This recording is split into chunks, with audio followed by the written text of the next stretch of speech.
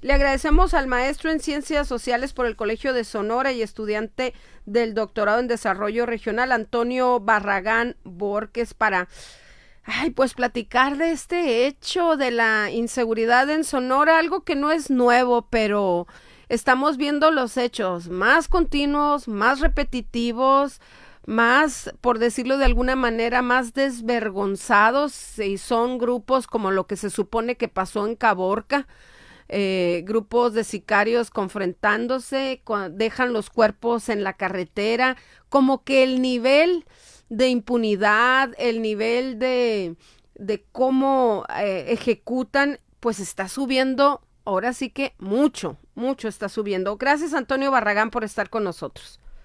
Buenos días, sí, agradezco y saludo a todos en el estudio y a tu auditorio. Muchas gracias. Uh-huh. Buenos días. Pues para que nos comente sobre estos temas y lo que hemos visto en los últimos días desde los estudios que muy interesantes usted realiza. Uh-huh.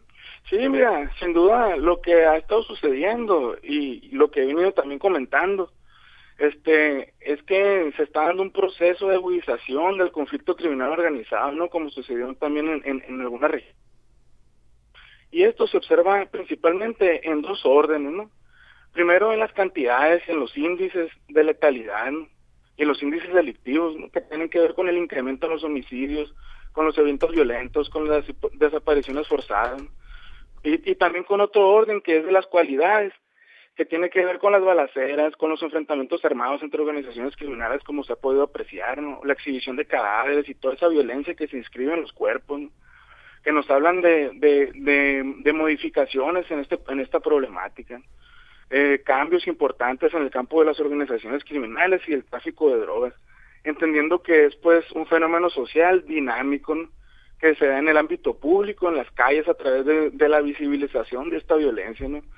También tenemos que entender que es un fenómeno complejo, ¿no? Como cualquier fenómeno criminológico, en el que intervienen una serie de factores o condiciones que lo hacen posible, en el que quisiera resaltar algunos para entender, ya que creo que nuestra tarea como científicos sociales es dar inteligibilidad a estas problemáticas, es decir, hacerlos comprensibles, ¿no? Por una parte, hay que entender que las organizaciones criminales cambiaron en las últimas décadas, ¿no? En los 90, la militarización de las procuradurías, aunado a la corrupción, dieron cabida al surgimiento de nuevos modelos de sicariato, ¿no? Como en el caso de los Zetas a finales de los 90, principios del 2000.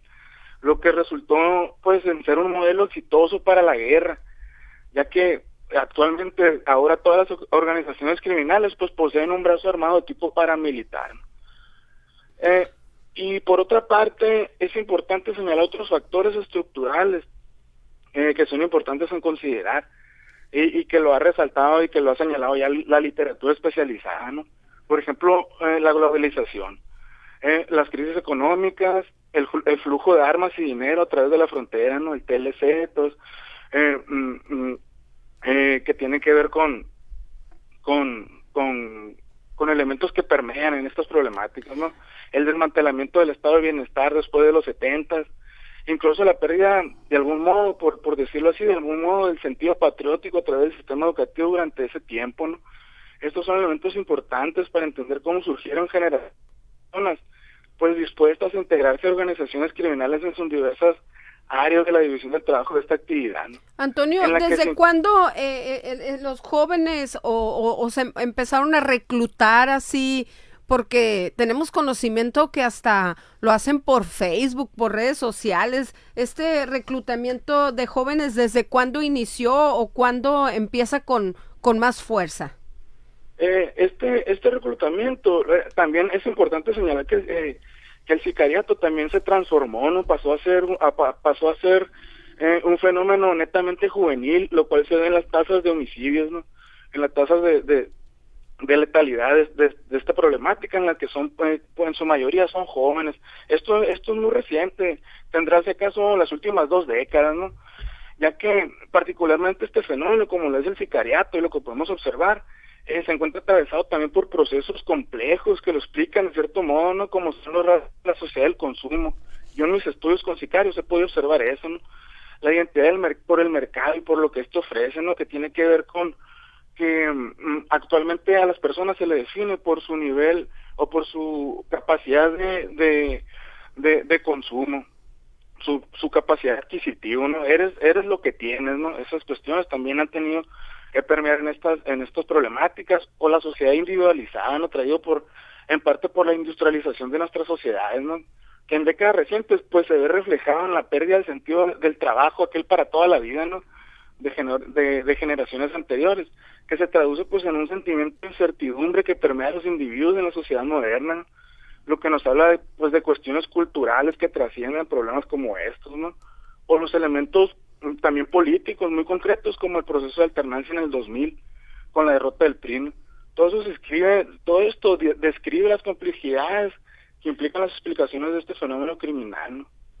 Por otra parte, algo que es importante resaltar es que nuestro estado, nuestra región, ha tenido también antecedentes de eventos como los sucedidos recientemente. Por ejemplo, recordemos aquella gran balacera conocido como el enfrentamiento de la Tubutama en el 2010, en el que literal ejércitos criminales emprendieron batalla en el desierto, ¿no? Y que dejó un saldo oficial de 27 personas muertas, ¿no? Y que se convirtió pues en un evento incrustado en la cultura regional. O los eventos del 2007 en Cananea y toda esa área, cuando un comando armado asaltó la ciudad del cobre, ¿no? Pareció lo que se vivió en Caborca, que enmarcado en esta estrategia de guerra de las organizaciones criminales, consistió en un asalto armado de dicha localidad, ¿no? Pero yo creo que también es importante el reconocer el contexto en el que se dan estas situaciones, ¿no? En nuestro país ya lleva más de 13 años de la llamada guerra del narco, ¿no? Propiamente dicho, este conflicto criminal organizado.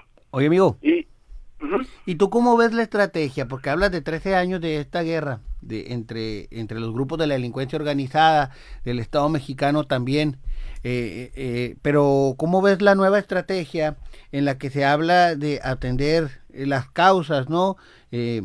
Por ejemplo, el programa de dar dinero a aquellos jóvenes que no estudian ni trabajan, pero darles ese dinero a cambio de que ellos ya se vayan capacitando en ciertos oficios y labores.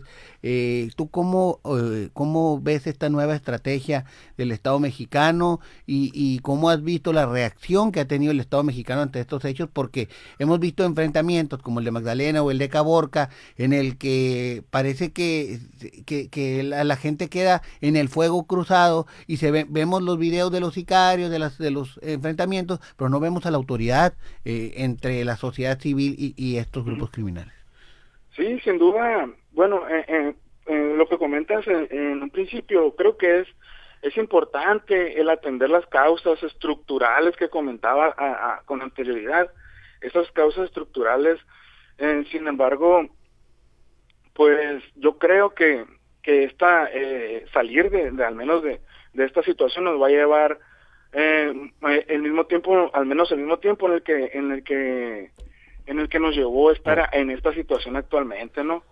Estamos hablando de unos 2 sexenios con una estrategia continua atendiendo las causas primeras, ¿no? Sí, y si es continua. Atendiendo las causas y atendiendo también como lo ha mencionado Edgardo Buscalia, un experto en el tema, uh-huh. Atendiendo los aparatos financieros que dan soporte a estas actividades, ¿no?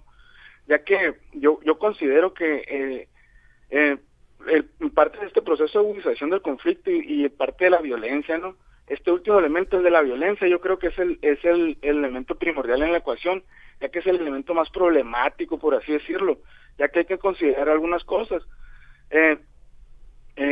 Recordemos que el narcotráfico y por ende las organizaciones dedicadas a ellos tienen ya muchos años configurando la realidad de nuestro país, ¿no? No se diga en zonas serranas o en zonas fronterizas. Por acá nos preguntan... décadas, incluso siglos de esta actividad, ¿no? Desde antes de que se inventaran los delitos contra la salud, ¿no? Desde antes de que el Estado dijera que existe una salud que es de orden colectivo, que es de menester proteger, ¿no? Entonces, en ese orden sociohistórico, lo que tenemos es una sociedad que por mucho tiempo ha convivido con este fenómeno, más no con el de la violencia exacerbada, ¿no? Por acá nos comentan los reportajes que hacen de reclutamiento ofreciendo trabajos en las ciudades, citan en algún hotel y para entrevista con su identificación oficial y solicitud. A los que reclutan se los llevan a una supuesta entrevista y cuando llegan son obligados a capacitarse como sicarios en condiciones terribles. ¿Tiene conocimiento de eso? Nos preguntan, y si se convierte en secuestro de esos jóvenes ya que son obligados. Sí, fíjese, bueno, yo en mis estudios que he realizado, yo no había encontrado elementos de reclutamiento forzado, ¿no? Más bien era un reclutamiento voluntario que se daba a través de conocidos, de familiares, de vecinos, de amigos que estaban involucrados. Pero sin duda es menester seguir indagando en estas cuestiones desde las ciencias sociales, ¿no? Desde la evidencia, desde lo que encontramos ahí, ¿no? Pero sin duda es un fenómeno que como comento va cambiando, ¿no? Es dinámico, ¿no? Muy bien, pues le agradecemos mucho al maestro en Ciencias Sociales por el Colegio de Sonora, Antonio Barragán Borges, por acompañarnos. No, muchas gracias, al contrario, por el espacio. Gracias. Vamos a estar dando lata. Ahí estaremos. Gracias. Gracias. Hasta luego.